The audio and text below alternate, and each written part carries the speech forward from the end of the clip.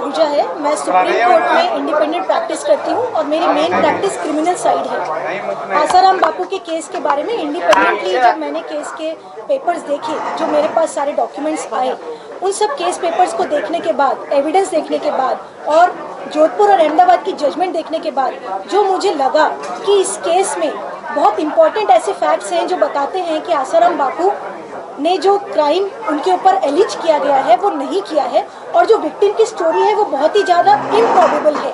और बहुत सारी ऐसी चीज़ें हैं जो कि अगर हाई कोर्ट के सामने आती हैं तो डेफिनेटली जोधपुर और अहमदाबाद दोनों ही केसेस में उनको एक्विटल मिलना चाहिए। आज प्रेस कॉन्फ्रेंस के माध्यम से मैंने सभी मीडिया वालों को ये बात इसलिए बताई है क्योंकि जब शुरुआत में 13 साल पहले जब ये केस रजिस्टर हुए थे, उस समय मीडिया ने जो भूमिका करी, उस समय मीडिया ने जो सब चैनल्स पे चलाया कि कैसे कैसे क्या क्या हुआ, रोज मीडिया ट्रायल चला था।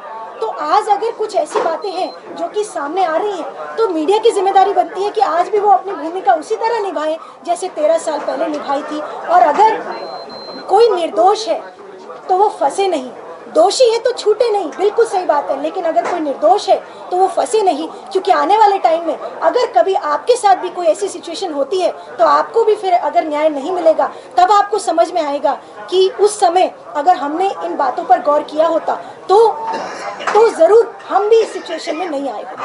न्यायपालिका पे सवाल उठा रहे हैं। न्यायपालिका पर कोई सवाल नहीं है, क्योंकि ट्रायल कोर्ट की कभी भी कोई जजमेंट कन्विक्शन की आती है तो वो हाई कोर्ट में जाती ही जाती है, ये आम बात है। ये सुप्रीम कोर्ट की फाइनल जजमेंट नहीं है, ट्रायल कोर्ट की जजमेंट है। और ट्रायल कोर्ट की जजमेंट आने के बाद से आपने देखा होगा बहुत सारे मीडिया चैनल्स पे दूसरे केसेस में भी क्या पैनल नहीं बैठते हैं कि ट्रायल कोर्ट की जजमेंट सही है कि नहीं है। जैसे कि तरुण तेजपाल का केस था, जजमेंट आने के बाद से क्या मीडिया बैठी नहीं थी कि ये सही है कि नहीं है? क्या वहाँ पे सारे लॉयर्स बैठ के डिस्कस नहीं कर रहे थे? तमाम ऐसे केसेस सामने आते हैं जिसमें ट्रायल कोर्ट की जजमेंट आने के बाद से डिस्कशन होता है कि whether this judgement is right और रॉन्ग।